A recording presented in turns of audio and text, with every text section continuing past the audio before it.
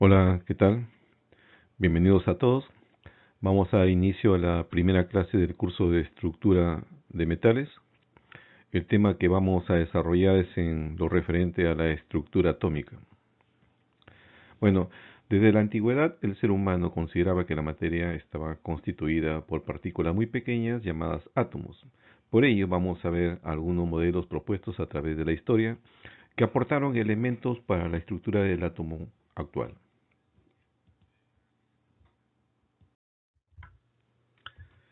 La primera referencia que se tiene del átomo se remonta al siglo V a.C., donde el filósofo griego Demócrito postuló que la materia estaba constituida por partículas pequeñas que llamó átomos, que en griego significa indivisible.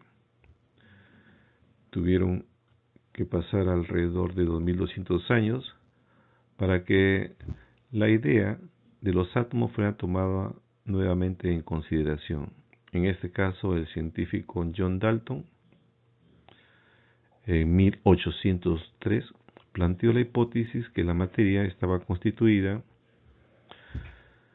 por pequeñas partículas indivisibles llamadas átomos, que todos los átomos en una sustancia pura son idénticos, tienen el mismo tamaño, forma, masa y propiedades químicas idénticas. Además, planteó dos leyes clásicas de la química: la ley de la proporción de múltiples, cuyo enunciado consideraba que los átomos se combinaban en fracciones simples para formar los diferentes compuestos; la ley de la conservación de masas, que postulaba que toda reacción química no conduce a la creación o destrucción de la materia. Posteriormente, en 1896, Henri Becquerel y los esposos Pierre y Marie Curie en Francia descubrieron la radioactividad. El polonio y el radio, que habían sido recién descubiertos, emitían radiaciones de manera espontánea, consistentes en rayos alfa, rayos gamma y rayos beta. Las partículas alfa y beta tenían carga. Las partículas alfa era carga positiva, la beta era carga negativa, y las partículas gamma no tenían ni masa y tampoco carga detectable.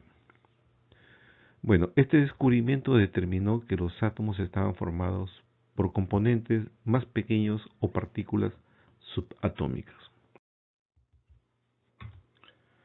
Posteriormente, en 1904, en Inglaterra, los experimentos de Joseph Thomson en tubos de rayos catódicos fueron fundamentales para identificar la primera partícula subatómica del átomo. En un tubo al vacío se colocaron dos placas conectadas a una fuente de alto voltaje y se observó que la placa de carga negativa, el cátodo, emitía un rayo que era atraído por la placa de carga positiva, el ánodo. El rayo catódico consiste en partículas cargadas negativamente y proviene directamente de los átomos que está constituido el cátodo, y se le denominó electrones. Thomson, sobre la base de esta evidencia de los electrones cargados negativamente, dedujo que el átomo también debería contener un número total igual de partículas subatómicas cargadas positivamente para mantener su neutralidad eléctrica. Por ello, su modelo atómico considera al átomo como una esfera de materia positiva y a los electrones metidos en ellas como un pastel con pasa, como se llamaba en esa oportunidad. Con esto desechó el modelo de Dalton, porque con el modelo de Thomson el átomo era divisible. Después llegó el turno de Ernest Rutherford en 1911. Rutherford bombardeó una lámina de oro muy delgada con partículas alfa cargadas positivamente, eran núcleo de helio, y observó que muchas de estas partículas alfa atravesaron la lámina sin desviarse. Algunas se desviaron ligeramente y otras rebotaron. Esto le permitió a Rutherford llegar a su modelo planetario y a las siguientes conclusiones. El átomo tiene un núcleo en la cual se encuentra concentrado la masa y carga positiva al que le denominaron protones, y era donde se producía el rebote de las partículas alfa. Los electrones estaban distribuidos en un espacio más amplio, fuera del núcleo, y el volumen ocupado por el átomo era en gran parte vacío, debido a que la mayoría de las partículas pasaban sin desviarse. Bueno, hasta aquí era lo que corresponde. Veamos ahora cómo se fue generando la teoría cuántica. A fines del siglo XVIII existían varios fenómenos físicos que no podían ser explicados por la física clásica, como era el caso de la radiación. Cuando un cuerpo se somete a calentamiento, emite una radiación electromagnética que abarca una amplia gama de longitudes de onda. Por ejemplo, cuando nosotros calentamos el filamento de tungsteno, sus átomos emiten energía en forma de radiación electromagnética, que aparece como luz blanca visible para nosotros. Existe una variedad de ondas electromagnéticas, por ejemplo, ondas de radio, las microondas, infrarrojo, la luz visible por nosotros, ultravioleta, rayos X y rayos gamma. Estas ondas electromagnéticas quedan definidas cuando se conoce su longitud de onda y su frecuencia. C es la velocidad de la luz en el vacío, que es 3 por 10 elevado a la 8 metros por segundo. Como ustedes verán acá, conforme incrementa la frecuencia, disminuye la longitud de onda. Mediciones realizadas en el campo de la física clásica mostraban una dependencia entre la energía radiante que emitía un cuerpo a cierta temperatura y su longitud de onda, pero no podía ser explicado. La física clásica asumía que los átomos emitían o absorbían cualquier cantidad de energía arbitraria de manera continua. Y además la física clásica consideraba que el incremento del calor debería producir un incremento en la energía de la radiación, lo que realmente no ocurría. Por ejemplo, cuando nosotros calentamos el acero, va tomando diferentes colores con la temperatura. Pasa un color marrón, un color azul, un color rojo, naranja y a muy alta temperatura pasa el color amarillo brillante, lo cual quiere decir que tendría que haber incrementado la energía, la energía de la radiación. Entonces, para eso tendría que haber disminuido su frecuencia. Entonces, llegaría un momento en el cual pasaría a ser una radiación no visible para nosotros y por lo tanto el acero tendría que haber desaparecido, lo cual no era correcto. Ese era uno de los problemas no explicados por la física clásica, hasta que apareció Max Planck, un científico alemán en 1901, resolvió el problema con una teoría que se apartaba de forma radical de los conceptos establecidos por la física clásica. Según Planck, los átomos emitían o absorbían energía solo en cantidades discretas, llamadas cuantos. Planck sugirió que la energía emitida por los átomos se realizaba de manera o de forma cuántica, donde la energía de un cuanto estaba dada por H multiplicado por su frecuencia, donde él denominó H acción del cuanto. Ahora en la actualidad se conoce a H como la constante de Planck. cuyo valor es 6.63 por 10 a la menos 34 joules por segundo. La energía de la radiación incrementaba con la frecuencia y con la disminución de la longitud de onda. Planck era un físico teórico y al momento de presentar su teoría no podía explicar por qué las energías debían ser cuantizadas. Sin embargo, con su hipótesis no tuvo problemas para correlacionar datos experimentales de las emisiones de los sólidos en toda la gama de longitudes de onda. La verdadera demostración de la teoría cuántica de Planck lo dio Albert Einstein en 1905, cuando Albert Einstein, utilizando la teoría de Max Planck, explicó el efecto fotoeléctrico, que en ese entonces también era otro de los enigmas que no podía ser explicado por la física clásica. Mediante el efecto fotoeléctrico, los electrones son expulsados desde la superficie de un metal.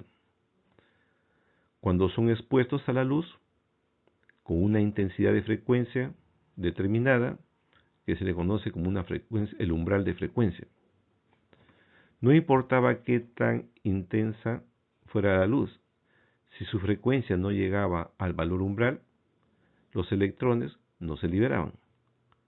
Por el contrario, si la frecuencia de la luz era igual o mayor al valor umbral, siempre se producía la salida de los electrones.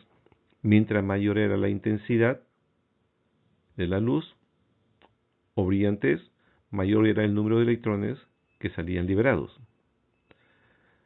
La teoría ondulatoria de la luz no podía explicar el efecto fotoeléctrico, pero Albert Einstein partió de una extraordinaria hipótesis al considerar que el rayo de luz en realidad era un torrente de partículas.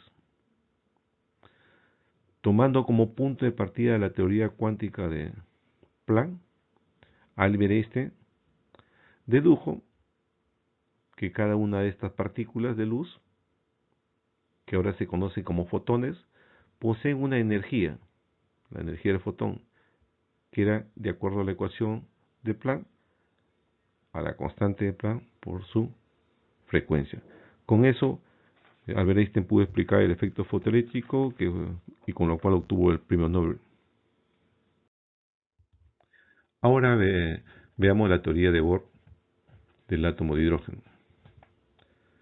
En 1913, poco después de los descubrimientos de Planck y Einstein, el danés Niels Bohr usó la teoría cuántica de Planck para explicar teóricamente el espectro de emisión del átomo de hidrógeno y proponer un nuevo modelo atómico.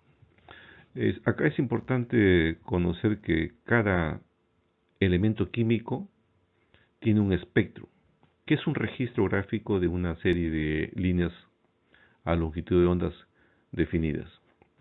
En este caso son el espectro de la línea de hidrógeno, que pudo ser explicado muy perfectamente por el modelo de Bohr. Como le decía, Bohr, en base a esta explicación, formuló su nuevo modelo planetario del átomo, que puede resumirse en tres postulados. Primero, los átomos se mueven alrededor del núcleo en trayectoria definida, que él lo llamó órbitas. Asimismo, el postulado 2, los electrones están ubicados en niveles N1, N2, N3, en niveles de energía permitidos según su estado cuántico, donde N son los niveles número cuántico principal, siendo los niveles inferiores de menor energía. Esta es la energía permitida, que está la fórmula dada por Bohr, donde m es la masa del electrón, e la carga del electrón, n el número cuántico, que después lo vamos a ver, que se llama el número cuántico principal, y H era la constante de Planck. Con esto obtuvo esta relación que ven acá de la energía con el número cuántico principal. O sea, cuando es 1 tiene 13.6, cuando es 2, 3.4, como ustedes van viendo acá, y con esto pude explicar muy bien el espectro del hidrógeno. El signo negativo que ven acá, menos 13.6, menos 3.4, es debido a que Planck asignó 0 a la energía de un electrón completamente separado y con un n infinito. Por lo tanto, la energía de cualquier electrón en una órbita más baja debería ser negativa. Otro postulado de Bohr fue que un electrón en un estado fundamental más bajo se mueve a un estado excitado más alto solo si puede absorber una cantidad de energía específica. En contraste, cuando el electrón cae del estado excitado al estado fundamental, libera la misma cantidad de energía en forma de radiación electromagnética, llamada fotón, con una longitud de onda y frecuencia específica. La figura que ven acá presenta las transiciones posibles del electrón del hidrógeno. Con esto, el modelo de Bohr funcionó muy bien para un átomo tan simple como el hidrógeno, pero el problema era que su modelo no explicaba el comportamiento de átomos más complejos que tenían más electrones. Posteriormente se fueron dando otros aportes importantes a la teoría cuántica. Por ejemplo, tenemos en 1930 de Broglie demostró que el electrón, al estar en movimiento y al poseer una masa muy pequeña, podía tener una naturaleza ondulatoria y comportarse como un haz de luz, adquiriendo dualidad de onda y partícula. Propuso que la longitud de onda de un electrón puede determinarse conociendo su momento, que es igual a su masa por su velocidad, y conociendo la constante Planck, ¿no? Usando la constante Planck. Posteriormente, en Alemania, en 1926, Werner Heisenberg, que era un físico alemán, propuso el principio de incertidumbre, afirmando que es imposible determinar simultáneamente la posición exacta y el momento exacto de un electrón, como para demostrar su trayectoria, o sea que no se puede determinar el recorrido del electrón. Esta es su fórmula clásica, donde delta de x es la incertidumbre en la posición y delta de u es la incertidumbre en la velocidad. Cualquier intento de medición alteraría la velocidad y la posición del electrón. Heisenberg también rechazó el concepto de Bohr de una órbita de radio fijo para un electrón. Más bien, Heisenberg consideró que lo más apropiado es proporcionar la probabilidad de encontrar un electrón con una energía dada dentro de un espacio dado, que después veremos que esos son los orbitales.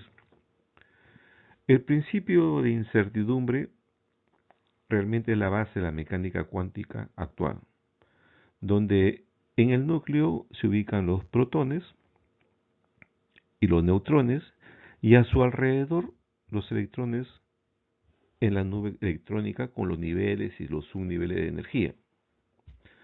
Todos estos aportes se unen para dar lugar a la ecuación matemática o la ecuación de onda, que describe mediante 4 números cuánticos el comportamiento del electrón. Schrödinger, en 1926, es quien propone el modelo actual y que se apoya en las conclusiones anteriormente reportadas por Bohr, de Broglie y Heisenberg. Este modelo, también conocido como la mecánica ondulatoria o mecánica cuántica, considera, o mejor dicho, resuelve esta ecuación de onda y genera diferentes funciones de onda. Por lo tanto, grafica diferentes densidades electrónicas, que ahora lo conocemos como orbitales. Por ejemplo, el orbital S, P y D. Estos orbitales te dan la densidad de probabilidad de ubicación de un electrón. No te determina la posición exacta, como lo dijo Heisenberg, es imposible determinarlo, pero sí la zona donde existe la mayor probabilidad de encontrar al electrón. Antes de pasar a analizar los números cuánticos, veamos algunos conceptos fundamentales de las partículas subatómicas. Los átomos están formados principalmente por tres partículas subatómicas básicas, como es el electrón, protón y neutrón.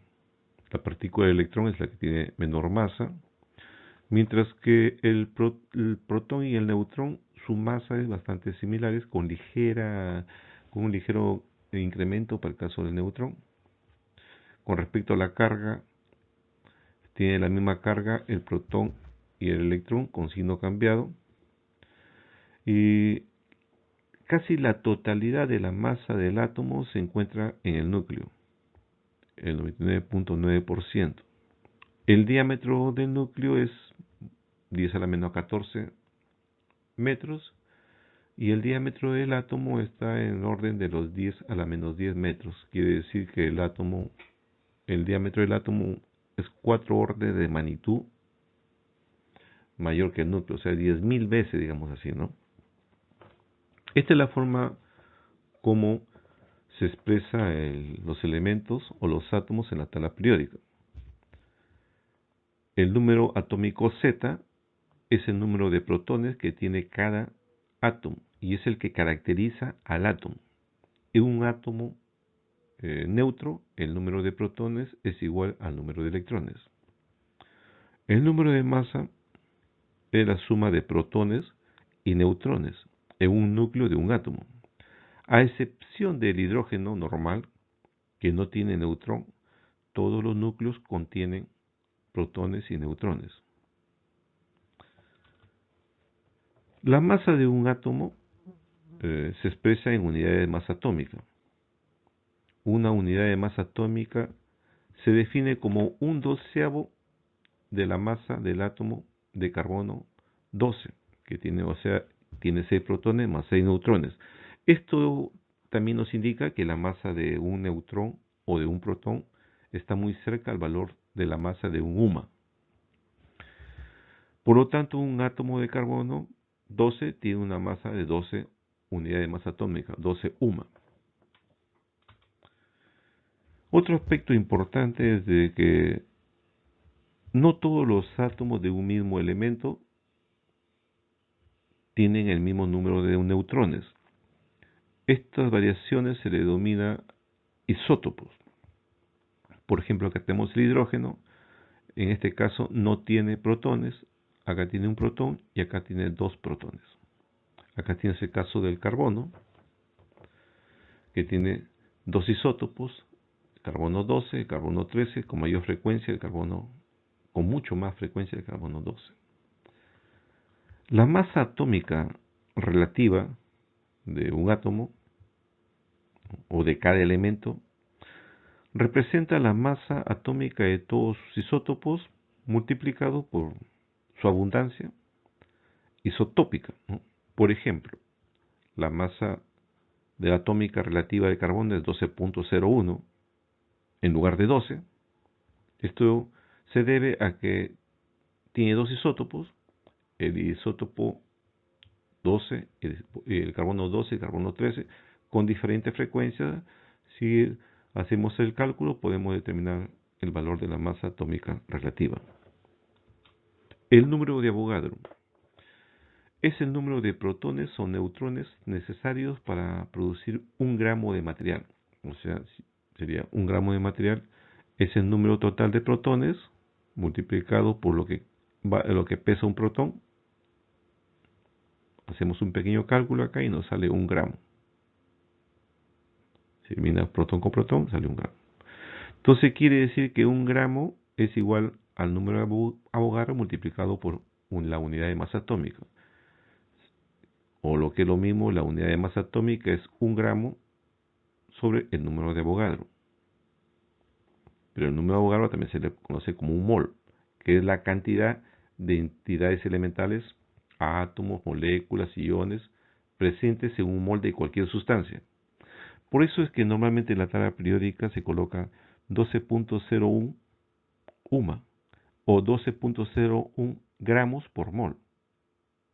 Ahora, el valor, la mejor estimación del número de Avogadro es 6.022 por 10 a la 23 átomos, moléculas, iones por mol. Ahora veamos los números cuánticos. Según la mecánica cuántica, cada electrón en un átomo está caracterizado por 4 números cuánticos.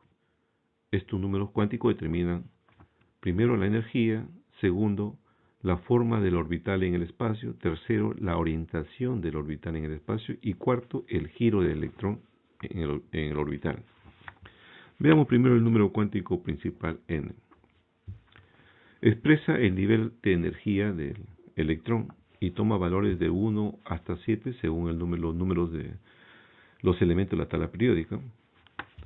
Ahora, cada nivel de energía tiene subniveles y orbitales con el mismo número cuántico principal n. A medida que aumenta n, también lo hace la energía del electrón, lo que indica que el electrón está menos unido al núcleo y por lo tanto aumenta la probabilidad de encontrar el electrón más alejado del núcleo. El número cuántico secundario o azimutal, L, determina los subniveles presentes en cada nivel o también la forma del orbital en el espacio, que corresponde a la zona con mayor probabilidad de encontrar el electrón. Los valores permitidos para L son 0, 1, 2, 3, hasta n-1, siendo n el número cuántico principal. También se le designa por letras, S, P, D y F. El caso del subnivel S, o L igual 0, siempre se ve esférica, y a medida que incrementa n, incrementa el tamaño de la esfera, lo que indica que los electrones pueden viajar más lejos del núcleo, porque esta es la zona de probabilidad de encontrar al electrón. Los subniveles P, o L igual a 1, tienen la forma de mancuernas con dos lóbulos de densidades electrónicas a cada lado del núcleo.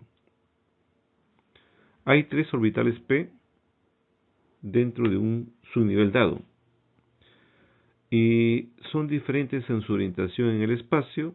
Los 3 orbitales son mutuamente perpendiculares. Y por último veamos lo que es el subnivel D, o L igual 2, donde tiene 5 orbitales. Una forma más complicada, la forma en el espacio, y son muy importantes en lo que es en la química de los metales de transición, que lo vamos a ver en su oportunidad. El número cuántico magnético ML define la orientación del orbital en el espacio, donde cada orientación es un orbital específico. Toma valores desde más L hasta menos L, incluido el 0, como se observa en la tabla. Acá tiene los subniveles, sus orientaciones y sus orbitales. Por decir, el subnivel F tiene 3, tiene 7 orientaciones, va de más 3, más 2, más 1, 0, menos 1, menos 2, menos 3. Son 7 orientaciones. Quiere decir que tiene 7 orbitales. Por ejemplo, ahí tienen el subnivel L igual D, o sea, 2 tiene más 2, más 1, 0, tiene 5 orientaciones en el espacio que corresponden a 5 orbitales. Aquí están etiquetados con dxz, dxy, dyz, dx cuadrado menos y cuadrado y dz cuadrado. Los dos últimos están orientados a lo largo de sus ejes principales, mientras que los otros tres entre sus ejes. Lo diferencia de entre los colores denota la diferencia de giros, que corresponde al número cuántico de spin. El número cuántico de spin que nos indica que el electrón puede tener solamente dos direcciones de giro, en el sentido horario y antihorario, siendo valores más un medio o menos un medio respectivamente. Además, según el principio de exclusión de Pauli, solo dos electrones pueden ocupar el mismo orbital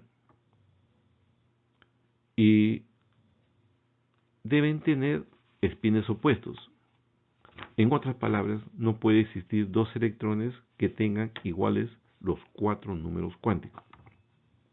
Por ejemplo, acá ustedes observan, su nivel P tiene 3 orbitales nombrados con PX, PY y PZ, porque sus lóbulos de máxima probabilidad de encontrar los electrones se encuentran a lo largo de X, Y y Z respectivamente.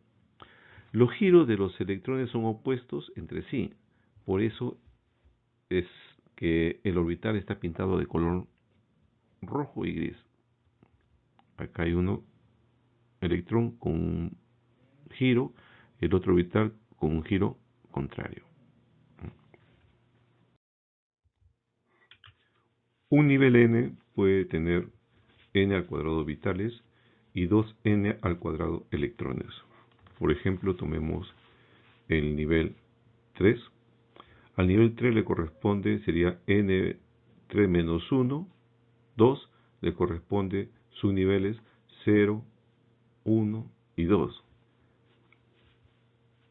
A estos subniveles le corresponden las orientaciones desde más L hasta menos L, o sea que a 0 le corresponde 0, a 1 le corresponde más 1, 0 y menos 1, a 2 le corresponde más 2, más 1, 0, menos 1, menos 2.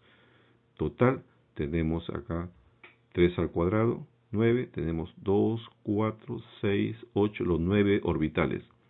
Cada orbital es la orientación en el espacio del orbital. Ahora, a cada uno le corresponde cada orbital le corresponde 2 electrones con espines antiparalelos. O sea, a cada uno, ve acá, a este le corresponde 2. Total hace 18 números cuánticos. Quiere decir que estos son los números cuánticos de los 18 electrones de nivel 3. Lo que observan acá son los números cuánticos de los 8 electrones del nivel 2. Y esto que ven acá son los números cuánticos de los 2 electrones del nivel 1.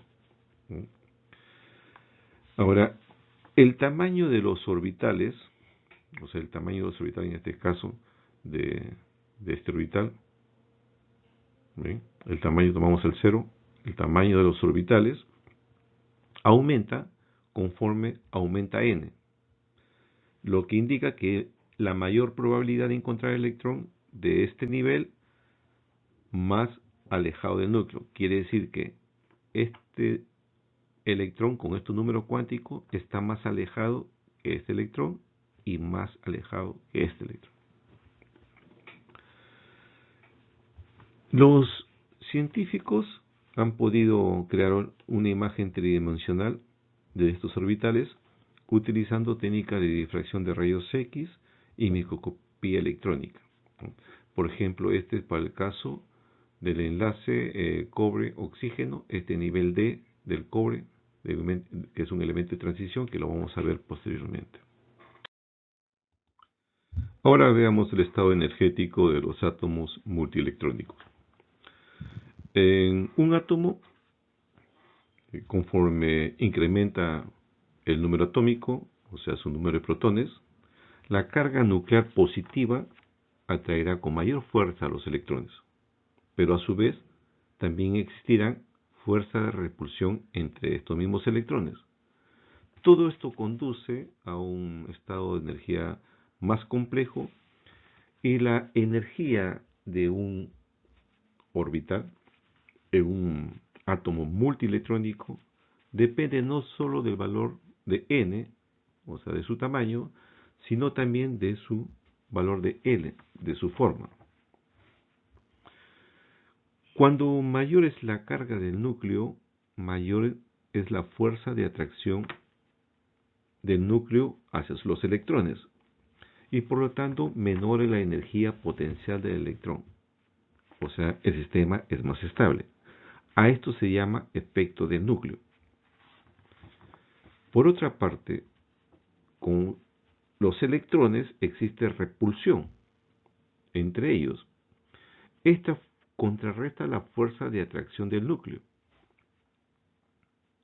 y genera que sea más fácil extraer el electrón más externo del átomo, lo que se conoce como la primera ionización. Esto se llama el efecto de apantallamiento. Debido a estos factores electrostáticos, los niveles de energía principales se dividen en varios subniveles. Por ejemplo, el nivel 3, 3S, 3P, 3D, en varios subniveles.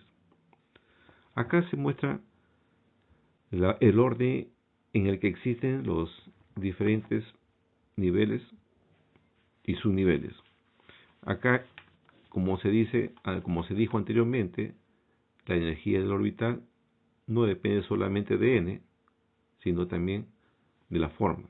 Observen ustedes acá, 3D tiene más energía que 4S, no obstante que su nivel n es menor. Ahora veamos el principio de Aufbau. El llenado de los electrones en los subniveles es en orden creciente a su energía en la nube electrónica. Como pueden ver acá, este es el orden creciente de los subniveles. Este orden creciente se determina usando la regla n más L. Ahora, cuando se tiene el mismo valor de n más L, la menor energía es el que tiene el menor valor de n. Por ejemplo, tiene 5F y 6D. F tiene un valor de 3.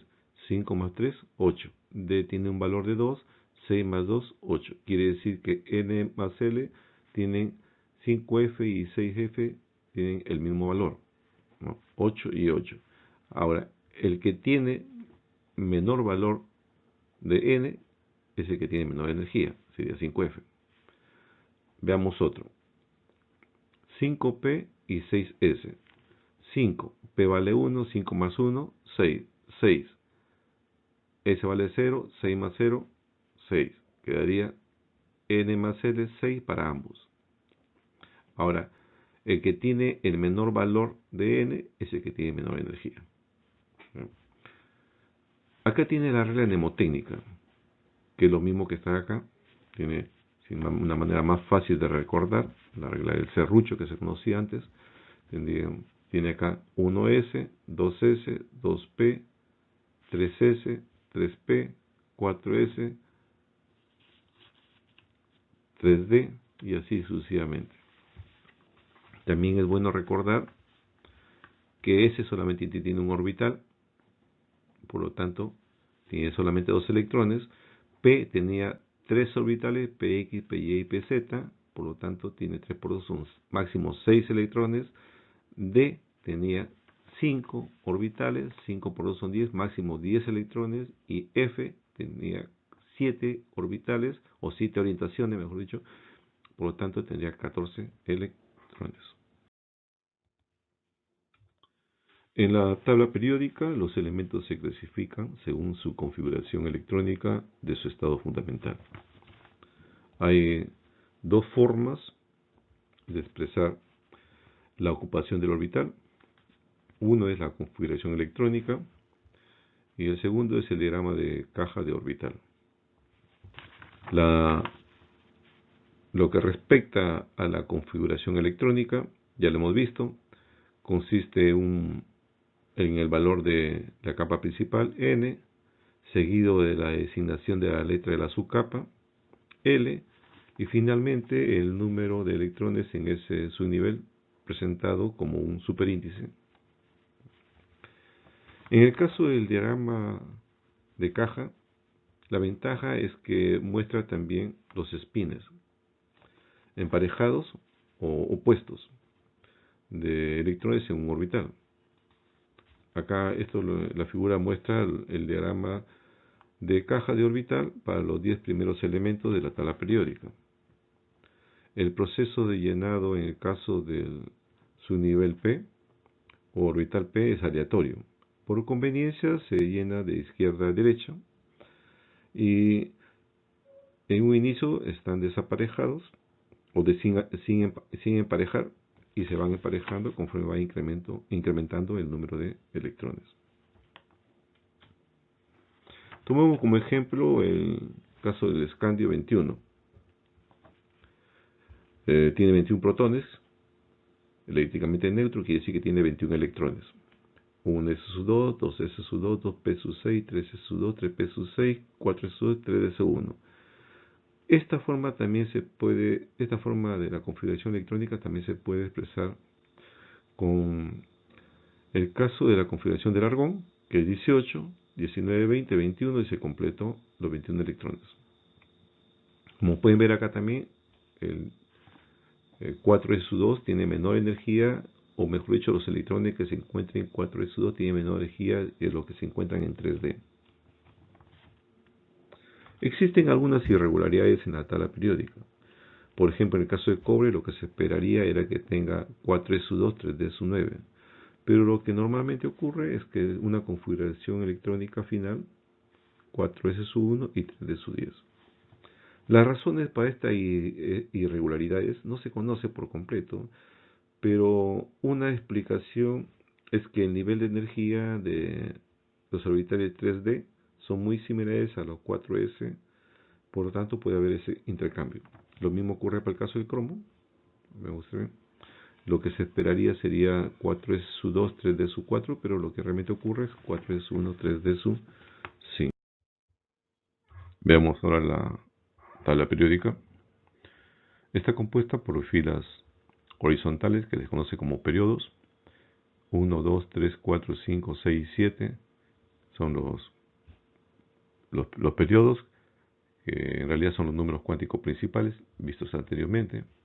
También se agrupa en columnas verticales que se conocen como grupos. Esta es la zona del subnivel S. Esta es la zona o la región del subnivel P. Acá tiene el subnivel D y el subnivel F. El grupo 1A son los metales alcalinos, termina con S1. El grupo 2A son los metales alcalinos térreos, termina con S2. El grupo 3A son los térreos, terminan con P1. El grupo 4A son los carbonoides, termina con P2. El grupo 5A son los nitrogenoides y terminan con P3. El grupo 6A son los anfígenos y terminan con P4. El grupo 7A son los halógenos y termina con P5. Y por último tenemos el grupo 8A, que son los gases nobles y terminan con su octeto electrónico, ¿no? S2P6. Esta zona de acá corresponde a los elementos de transición. Tienes el subnivel 3D1 y termina con el 3D10. Son 10 elementos por cada periodo, ¿no? Y acá tiene lo que son los elementos de transición inerte, que es en un bloque del subnivel F. Empieza con el F1 y termina con el F14. Son 14 elementos que tienen los lactánidos y los actínidos. Veamos ahora las tendencias en el tamaño atómico. Bueno, el tamaño atómico está influenciado por la configuración electrónica. Entonces, por lo tanto, va a variar de acuerdo a un periodo o de acuerdo al- a los grupos. En general, hay dos fuerzas opuestas en acción que rige el tamaño del átomo. A medida que incrementa el número cuántico principal o los periodos, los electrones ocupan posiciones más alejadas del núcleo y los átomos se hacen más grandes. Se observa que generalmente aumenta el tamaño del átomo conforme nos desplazamos de arriba hacia abajo en este grupo. El litio, que está en el periodo 2, respecto al cesio, que está en el periodo 6, incrementa su tamaño.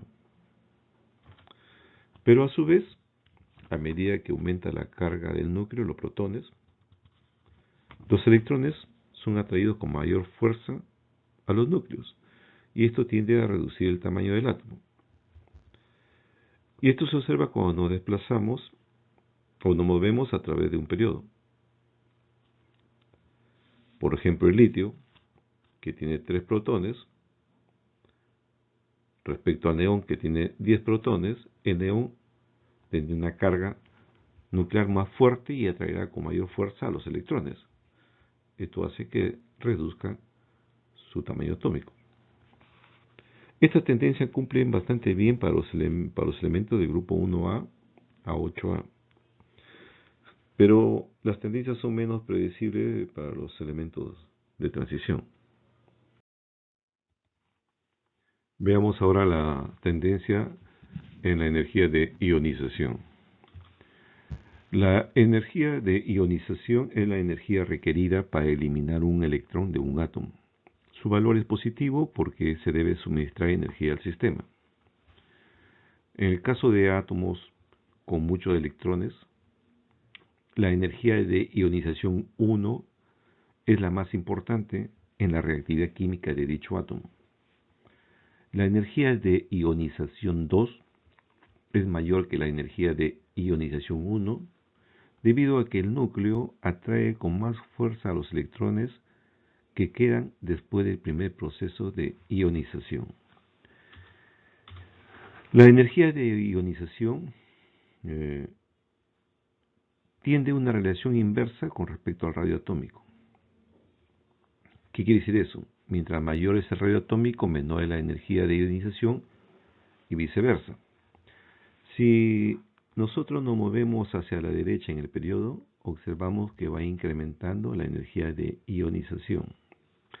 Esto se debe a que aumenta la carga del núcleo, aumenta el número de protones y esto atrae con mayor fuerza a los electrones, haciendo más difíciles extraer el electrón del átomo. Ahora, a medida que nos movemos hacia abajo en un grupo, la energía de ionización tiende a disminuir. Esto se debe a que incrementa el número cuántico principal y por lo tanto los electrones están más alejados del núcleo y es más fácil su extracción. Por lo tanto, podemos decir de que los elementos del grupo 1A y 2A son altamente susceptibles a la ionización. Y lo que normalmente ocurre, se transforman a cationes con un número de oxidación positivo. Tendencias de la afinidad electrónica. La afinidad electrónica es la capacidad del átomo a aceptar uno o más electrones y liberar energía en dicho proceso. Similar a la energía de ionización, la afinidad electrónica incrementa conforme nos movemos de izquierda a derecha en un periodo. Con lo que respecta a la variación cuando nos movemos de arriba hacia abajo en un grupo, dicha variación es más irregular.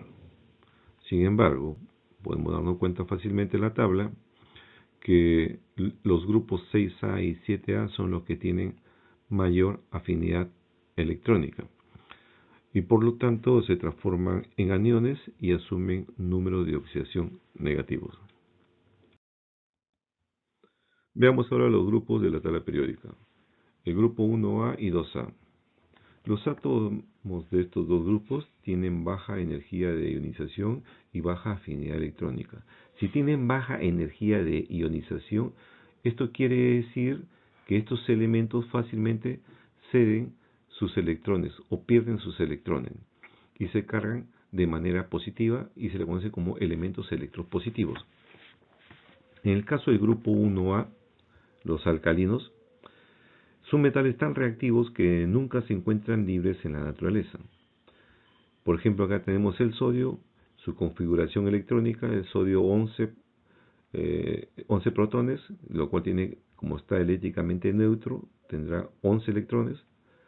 Este cede fácilmente un electrón, se carga de manera positiva con un número de oxidación más 1 y asume el comportamiento de un gas noble, en este caso del neón. En el caso de los alcalinos térreo, son poco menos reactivos que los metales alcalinos. Tanto la primera como la segunda energía de ionización disminuye desde el berilio hasta el bario, por lo cual tienden a formar cationes más 2 o con número de oxidación más 2. De igual manera ceden sus dos electrones y asumen el comportamiento de un gas noble, que en este caso es el neón. El grupo 3A. Tenemos el primer elemento, el boro, es un metaloide. El resto son metales. El aluminio forma iones 3 positivos, pierde sus 3 electrones de valencia y asume el comportamiento de un gas noble, en este caso el neón. En el caso del galio y el indio, tienen número de oxidación más 1 o más 3, según pierda un electrón o pierdan los 3 electrones de valencia. El grupo 4A, el primero es carbono, es no metal. El silicio y el germanio son metaloides. El estaño y el plomo son metales. El número de oxidación del silicio y el carbono es más 4, pierden su cuarto electrones. El caso del estaño, su número de oxidación es 2, más 2 o más 4, según pierda los 2 electrones o los 4 electrones de valencia. Y en el caso del plomo, su número de oxidación es más 2, puede perder solamente los 2 electrones del nivel 6p. En el caso del grupo 5A, el nitrógeno y el fósforo son no metales, el arsénico y el bismuto son metaloides y el bismuto es un metal. Si nos damos cuenta, conforme nos desplazamos de la parte superior a la parte inferior en cada uno de los grupos, incrementa o domina el comportamiento metálico. Conforme nos desplazamos de izquierda a derecha en un periodo, domina el comportamiento no metálico. Otro concepto importante es la electronegatividad, que es la capacidad que tiene un átomo en una molécula para atraer electrones. Se cuantifica asignando a cada elemento un valor que va desde 0.7 hasta 4.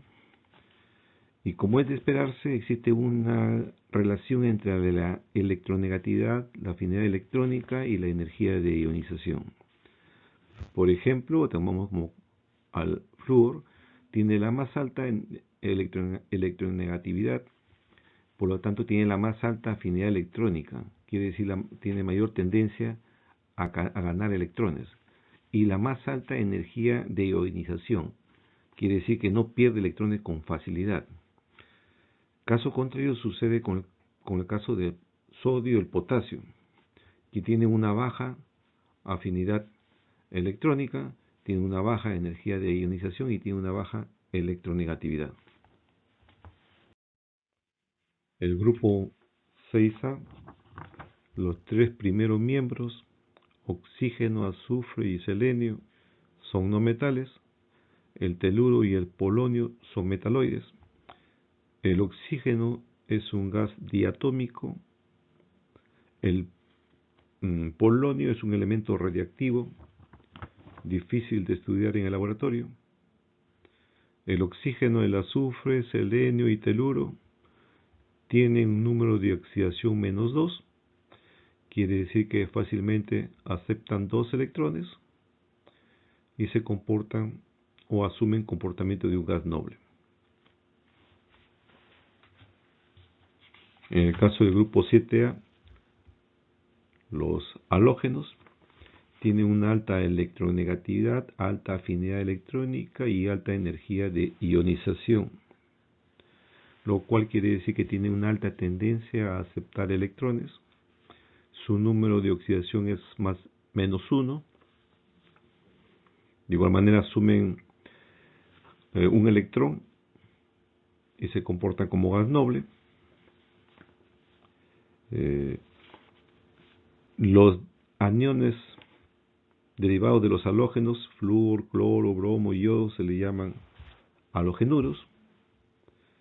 El caso del astato es un elemento radiactivo, poco se sabe de sus propiedades, y la mayoría de estos halogenuros, con los metales alcalinos y alcalinos térreos, forman compuestos iónicos. Veamos ahora el grupo 8A, que son los gases nobles. Estos átomos presentan una alta energía de ionización y no tienen afinidad electrónica, por lo tanto son elementos muy estables y son los menos reactivos. Con la excepción del helio, el neón, el argón, el criptón, el xenón y el radón presentan su octeto electrónico en su último nivel. Aquí tiene usted, por ejemplo, el argón y el xenón 54, último nivel, S2P6. Existen compuestos del xenón, como ven ahí ustedes, y del criptón, pero no tienen alguna aplicación industrial. Ahora veamos los elementos de transición.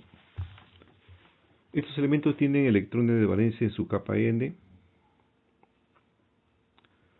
pero su nivel interno N-1D no está lleno. Tienes 1, 2, 3, 4, 5 y solamente está lleno en los grupos 1B y 2B. Acá está lleno 3D, 10, 4D, 10. El grupo 1B se le conoce como metales nobles por su buena estabilidad. Tal es el caso que la plata y el oro se encuentran en la naturaleza en estado metálico. Sin embargo, si observamos, ellos tienen solamente un electrón en su último nivel, similar a lo que tiene el grupo 1A de los alcalinos. Tiene un electrón en su último nivel. Pero la diferencia radica en que estos son estables y estos son altamente reactivos. Ahora, el grupo 1A es altamente reactivo porque este electrón se encuentra solo. Detrás de él tiene una estabilidad de un gas noble.